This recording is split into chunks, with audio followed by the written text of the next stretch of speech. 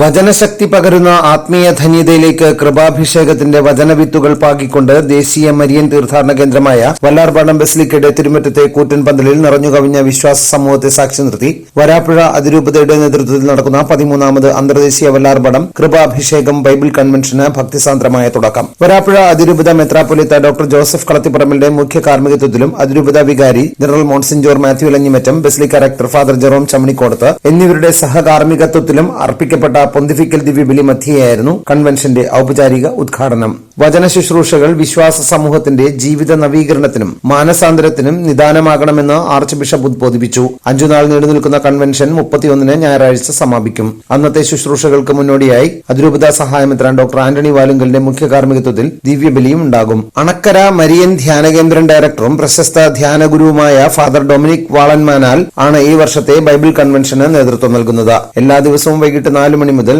9 മണി വരെയാണ് ശുശ്രൂഷകൾ നടത്തപ്പെടുന്നത്. 28 മുതൽ 31 വരെയുള്ള ദിവസങ്ങളിൽ പ്രത്യേക കൌൺസിലിംഗിനുള്ള സൗകര്യവും ഏർപ്പെടുത്തിയിട്ടുണ്ട്. എല്ലാ ദിവസവും കൺവെൻഷന് ശേഷം വിശ്വാസികൾക്ക് തിരികെ പോകുന്നതിന് യാത്രാ സൗകര്യം ഉണ്ടായിരിക്കുന്നതാണ്. Vallarpadam basilica rector father Jerome Chamanikodath, Varapuzha അതിരൂപത proclamation commission director father Antony Shine Kattuparambil എന്നിവരുടെ നേതൃത്വത്തിലാണ് അന്തർദേശീയ ബൈബിൾ കൺവെൻഷന്റെ ഒരുക്കങ്ങൾ പൂർത്തിയാക്കിയിട്ടുള്ളത്.